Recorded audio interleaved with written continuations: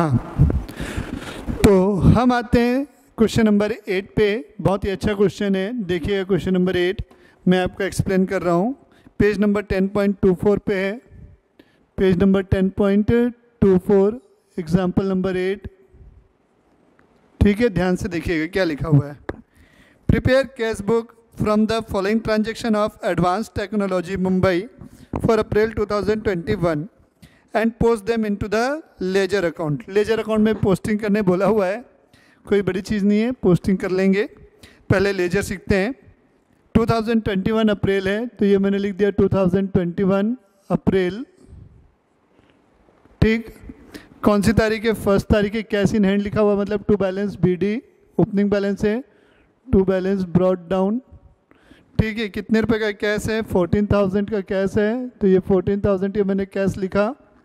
फिर दिया bank overdraft है, तो ये 2021 अप्रैल लिखा है मैंने। एक बाय बैलेंस BD, ये हो गया बाय बैलेंस ब्रॉड डाउन, कितने रुपए का है? 13,200, तो ये बैंक कॉलम में अपन लिखेंगे 13,200। फिर है वेजेस पेड है, तो मैंने बोला कैश या कुछ नहीं लिखा है तो हमेशा कैश में मानेंगे, बाय वेजेस लिखेंगे हम, बाय वेजेस अकाउंट। कितने रुपए की वेजेस पे कर रहे हैं आप? 1400 रुपीज़ की, तो ये 1400 रुपीज़ आ जाएगा। सारे ट्रांजेक्शन नॉर्मल है, एक आध आइटम ही होगा जो एक्सेप्शनल है, बाकी तो आप लोग सारे नॉर्मल आइटम है उसकी एंट्री कर ही चुके हैं। 5 तारीख को है, कैश सेल से पैसा आएगा, नकदी में माल बेचे हैं बेटा, तो to sales account, to sales account कितने रुपए का है? 5 तारीख को कैश सेल 17,000 की है, ये 17,000 रुपीज़ आ गया मेरा, बैंक कॉलम डैश कर दिया मैंने। फिर दिया 7 तारीख को purchase goods from Rahul Kolkata for ₹15,000, trade पर डिस्काउंट है 20% and cash discount 2% if paid in 7 days. अगर 7 दिन में पे करता है तो ही उसको कैश डिस्काउंट मिलेगी, मतलब अभी तक उसने कोई पेमेंट नहीं की है तो हम इसे क्रेडिट ट्रांजैक्शन मानते हुए इसकी कोई एंट्री नहीं करेंगे।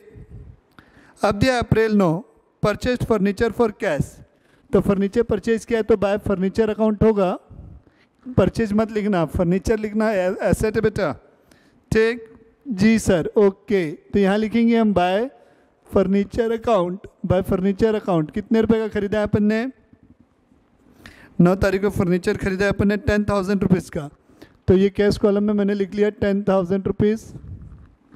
9 के बाद क्या लिखा है? Cash paid to Rohit 5,000 in settlement of his account 5,100। देखो 100 रुपये का डिस्काउंट मिल रहा है, पर ये 100 रुपये हमारे किसी काम का नहीं है क्योंकि यहाँ पर लिखेंगे नहीं उसको, ये अपना जर्नल प्रॉपर में चले जाएगा। तो हम यहाँ पर कैश पेड टू रोहित की एंट्री लिखेंगे बाय रोहित अकाउंट। 10 तारीख को by Rohit account, by Rohit account 10,000 रुपये रोहित को, सॉरी 5,000 रुपये है, 5,000 रुपये आ गया रोहित को।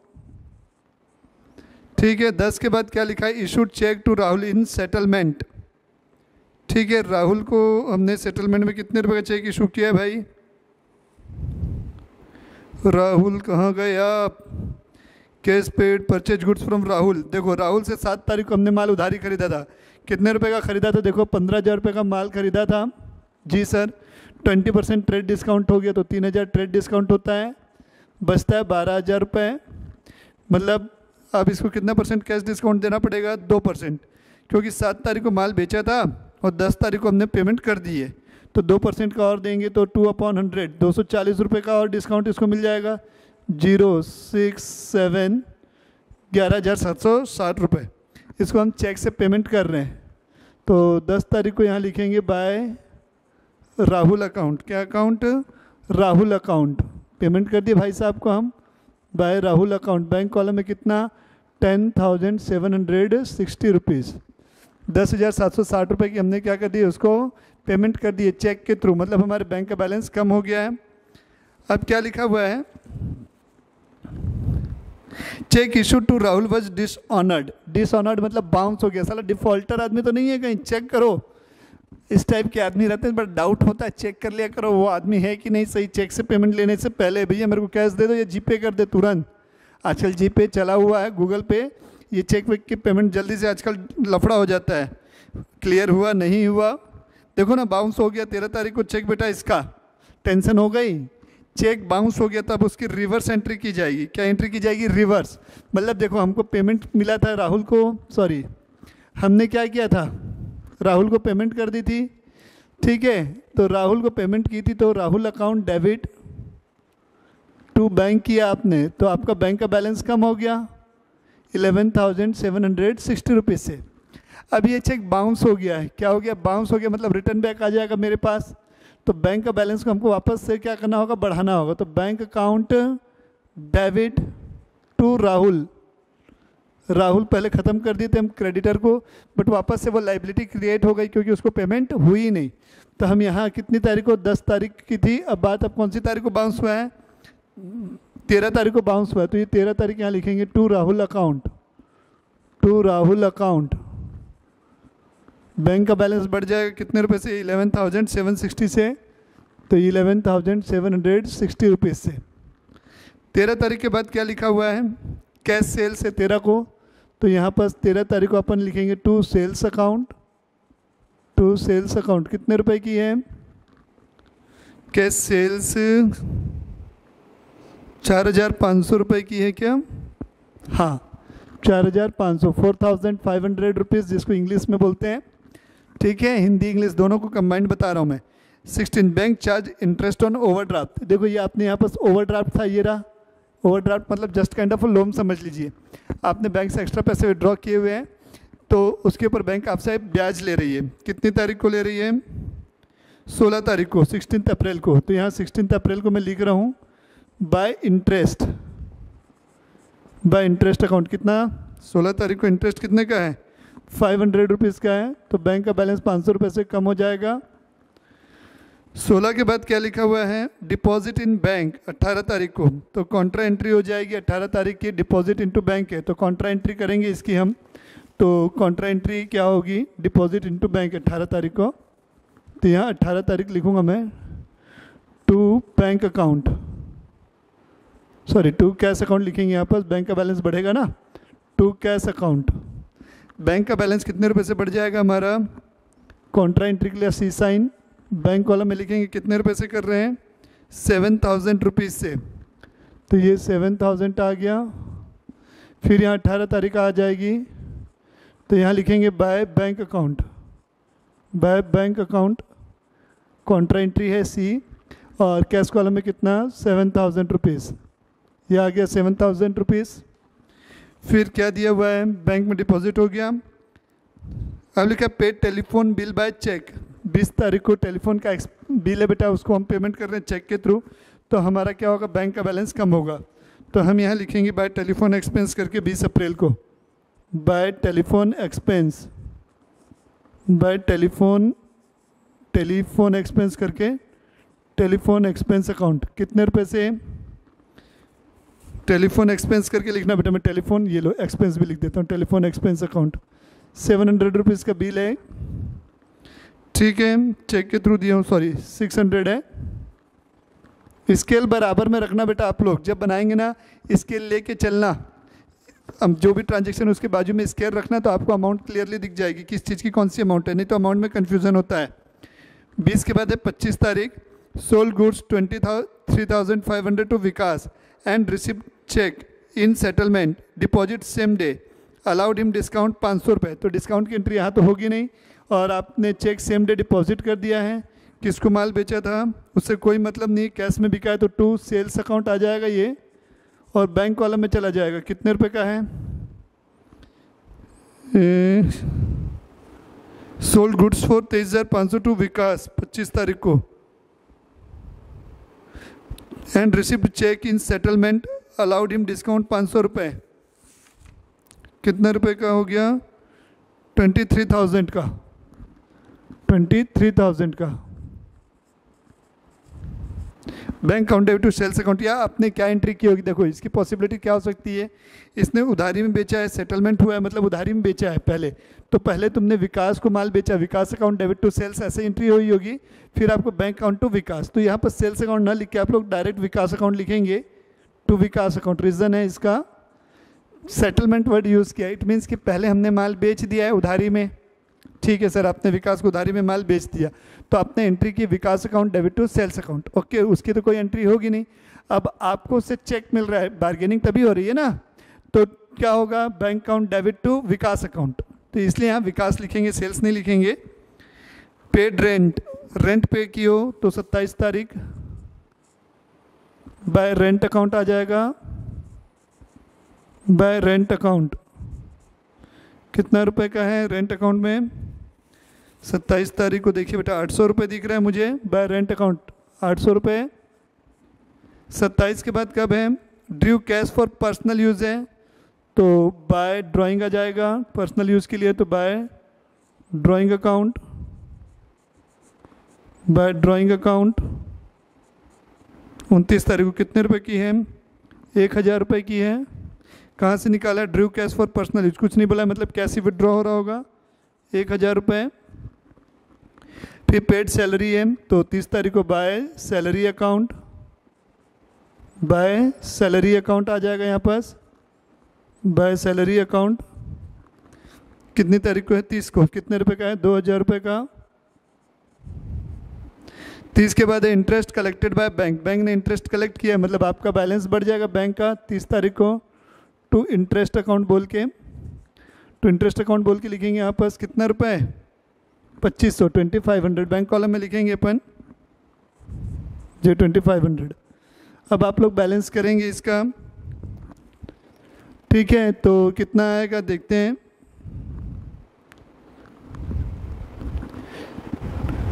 तो अपन कैश कॉलम का टोटल करते हैं तो कितना हो रहा है, 14 और 7 31, 35,500 हो रहा है।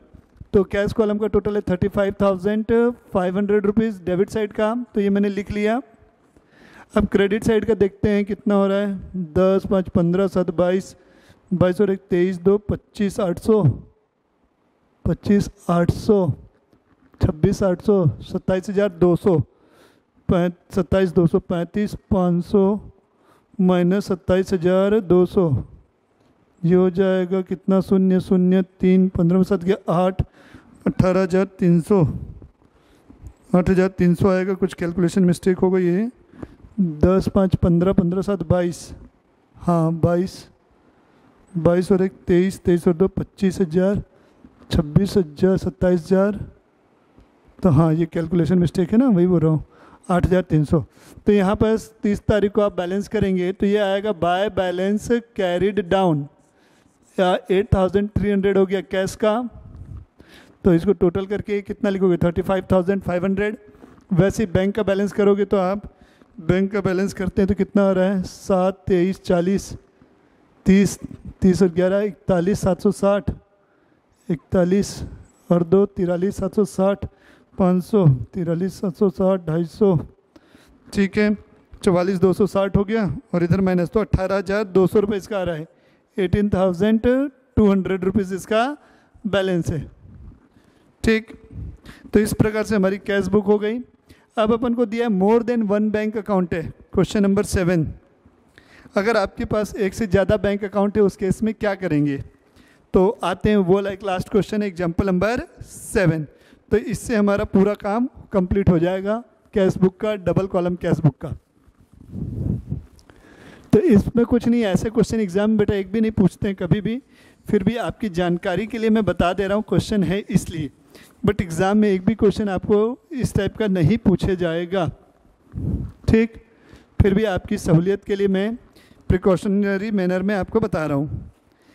क्या लिखा है एग्जाम्पल नंबर 7 में, देखिएगा, from the following particulars prepare a cash book with suitable columns. Suitable columns बोल दिया है, कैश इन हैंड दिया है, एसबीआई और पीएनबी, दो बैंक अकाउंट है, तो कैश और बैंक, बैंक के इस बार 2 कॉलम हो जाएंगे। ठीक है, तो यहाँ से मैं चालू कर रहा हूँ इस बार, इधर थोड़े कॉलम ज़्यादा लगेंगे, डेट, पर्टिकुलर,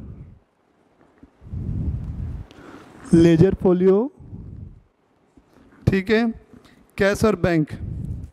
तो कैश कॉलम आ जाएगा यहाँ पास, एक कैश कॉलम है, बैंक में किसका लिखूंगा मैं, एसबीआई, ये बैंक कॉलम है मेरा, बैंक पे 2 बनेंगे, ठीक है, एसबीआई बैंक का और PNB,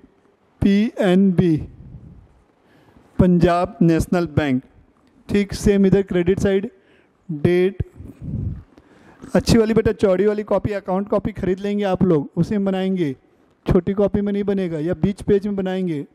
date particular, ledger folio, cash, ठीक है, और एसबीआई और पीएनबी, एसबीआई और पीएनबी, एसबीआई और पीएनबी, इतने बैंक के हमारे पास कॉलम हैं। तो क्वेश्चन में क्या लिखा है, कैश इन हैंड है मार्च 1 2021, तो ये 2021 लिखा मैंने, मार्च 1 लिखा, क्या लिखा मार्च 1, टू बैलेंस बीडी लिखूंगा यहाँ पर मैं, टू बैलेंस बीडी, ठीक। कितना रुपए था, 8500 रुपीज़ है कैश कॉलम में, तो मैंने 8500 लिखा है। अब देखो बैलेंस बीडी दिखा है, एसबीआई में लिखा है balance with state bank of India 25,000, तो एसबीआई में 25,000 हो गया। और पीएनबी में देखो ओवरड्राफ्ट बैलेंस है क्या, हाँ ओवरड्राफ्ट है, तो ये बाय बैलेंस बीडी करके जाएगा यहाँ पर। 2021 March 1 by balance BD, by balance brought down BD, cash में कुछ नहीं, एसबीआई में भी कुछ नहीं, ओवरड्राफ्ट बैलेंस है 17,500 रुपये का, 17,500, ये पीएनबी बैंक में मैंने लिख दिया। बेटा डबल कॉलम कैश बुक जैसे बना रहे थे सेम वही है बेटा। अब पेमेंट में बैंक में पेमेंट का दिक्कत कुछ नहीं है, एसबीआई से पेमेंट करोगे तो एसबीआई में रिकॉर्ड करना है, पीएनबी में करोगे तो पीएनबी में रिकॉर्ड करना है, और कोई अंतर नहीं है। अब लिखा है 3 मार्च को कैश सेल है, तो ये March 3 to sales account, to sales account, तो कैश कॉलम में लिखोगे कितने रुपए, 7,000 रुपये, तो ये 7,000 रुपीज़ कैश कॉलम में आ गया। फिर दिया है 5 तारीख को paid salary to staff by cheque on SBI, SBI का चेक दे रहे हो तो बस बिल्कुल कुछ भी दिक्कत नहीं है भाई, यहाँ सैलरी लिखोगे बाय सैलरी, तो एसबीआई वाले कॉलम में लिख दो कितने रुपए हैं, 10,000 रुपीज़ का, ठीक है। 5 तारीख के बाद क्या है, cheque receipt from Anil deposit with PNB, मतलब क्या हुआ, सेम डे डिपॉजिट हो गया है, तो 8 तारीख को यहाँ लिखेंगे टू अनिल, अनिल से पैसा मिला है ना, चेक मिला है, पीएनबी बैंक है तो पीएनबी में लिख दो कितने रुपए, 9,000 रुपीज़, 9,000 रुपीज़, ठीक। फिर दिया हुआ है cash deposit into SBI, Contra entry होगी 10 तारीख की, कैश डिपॉजिट कर रहे हो किसमें, एसबीआई में कर रहे हो, तो एसबीआई का बैलेंस बढ़ेगा, कितने रुपए से बढ़ेगा एसबीआई का, 10 तारीख को 5,000 रुपये से बढ़ेगा, 5,000 रुपये से एसबीआई का बैलेंस बढ़ेगा 10 तारीख को, तो ये 10 तारीख टू क्या नाम लिखेंगे अपन, 10 तारीख को कैश अकाउंट लिखेंगे यहाँ, टू कैश अकाउंट, ये मैंने लिख दिया। एसबीआई में कितने रुपए लिखना है मुझे, एसबीआई में 5,000 रुपये जमा कर रहा हूँ क्या, हाँ, तो ये एसबीआई में मैंने लिख दिया 5,000 रुपये, और कॉन्ट्रा एंट्री है लेजर फोलियो में, उसके लिए सी लिख दिया मैंने। अब इधर 10 तारीख आएंगे क्रेडिट साइड में, तो हम यहाँ लिखेंगे बाय बैंक अकाउंट, किसके कारण कैश का बैलेंस कम हुआ है, बैंक के कारण, तो बाय बैंक, कॉन्ट्रा एंट्री के लिए सी, कितना रुपए, कैश कॉलम में 5,000 रुपये, ये एसबीआई सॉरी हाँ ठीक है, कैश कॉलम में, ठीक है, ब्रैकेट में या बाय बैंक, यहाँ ब्रैकेट में लिख दो एसबीआई, बाय बैंक एसबीआई, ठीक है। अब आगे बढ़ते हैं 10 तारीख के बाद क्या लिखा है, amount transferred from SBI to PNB, ये स्टार बनाएंगे बेटा इस एंट्री पे, बढ़िया एंट्री है, मस्त वाली एंट्री है।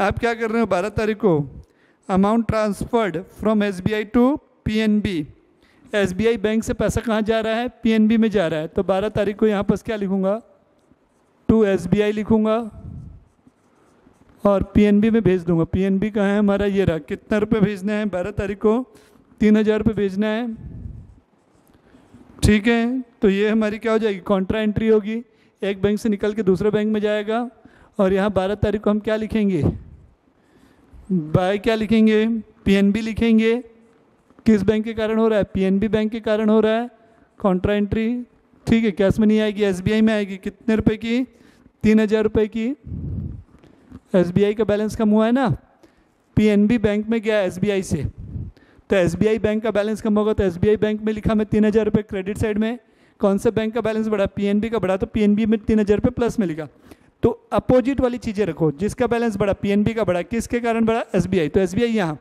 किसका कम हुआ, एसबीआई का, किसके कारण, पीएनबी के कारण, तो अपोजिट चीज़ें लिखनी है, कॉन्ट्रा चीज़ें। 12 के बाद क्या है, कैश विड्रॉन फ्रॉम एसबीआई, आपने एसबीआई से क्या किया है, पैसा निकाल लिया है, कोई बात नहीं, निकाल लिए तो बेटा आप निकाल लो, अच्छी बात है, ज़रूरत पड़ती रहती है। तो कैश क्या लिखा है 15 तारीख को, cash withdrawn from SBI, SBI से पैसा निकाला, तो कैश का बैलेंस बढ़ जाएगा, किसकी वजह से, एसबीआई की वजह से, तो टू एसबीआई भी लिख सकते हैं या टू बैंक लिख के एसबीआई लिख दो ब्रैकेट में तो भी चलेगा, कोई दिक्कत नहीं है। टू एसबीआई कौन से कॉलम में जाएगा बेटा, कैश कॉलम में जाएगा, कितना रुपए है, 8,000 रुपये, तो ये मैंने 8,000 रुपये लिख दिया, और ये 15 तारीख यहाँ फिर आएगी, 15 तारीख, ठीक है। 15 तारीख को हम क्या लिखेंगे, बाय कैश अकाउंट लिखेंगे, by cash account, by cash account, ठीक है। कॉन्ट्रा एंट्री के लिए सी है, कौन से कॉलम में जाएगा, कौन से बैंक से निकाल रहे हो आप, एसबीआई बैंक से निकाले हो, तो एसबीआई में कितने रुपए, 8,000 रुपये, तो ये 8,000 रुपये मैंने एसबीआई बैंक में लिख दिए हैं, ठीक। 15 तारीख के बाद क्या है, और तो कुछ नहीं है सर, अब बैलेंस करना है आपको, कर दो बैलेंस, तो ये कितना हो गया, 8 दूनी 16, 16 और 6 22, 23,500 रुपये ये हो रहा है। कैश कॉलम 23,500 इसका टोटल करोगे तो, ठीक है। और इधर कितना है 5,000, तो 23,500 में से 5,000 किया तो 18,500, तो ये बैलेंस करोगे 31 मार्च को, यहाँ लिखोगे by balance carried down, by balance carried down, ठीक है। कितना 18,500 रुपये। अब एसबीआई में देखो 25/5 30,000 है, और 18/3 21 9,000 रुपये है, तो 9,000 रुपये आ जाएगा इधर। अब पीएनबी में देखो, पीएनबी में 9/3 12,000 है, और इधर है 17,500, तो 5,500, तो यहाँ 31 तारीख को टू बैलेंस सी डी लिखोगे, टू बैलेंस कैरिड डाउन, कितना रुपये लिखोगे यहाँ पर, 17,500 है, 9/3 12, 5,500 रुपये, 5,500 रुपये। तो इस प्रकार से मेरी double column cash book complete होती है। हम आएंगे नेक्स्ट कंसेप्ट के ऊपर, PT cash book. PT cash book क्या होती है, वो कैसे बनाई जाती है, अगले वीडियो में मैं आपको डिस्कस करूँगा। तब तक के लिए tata bye bye, thank you.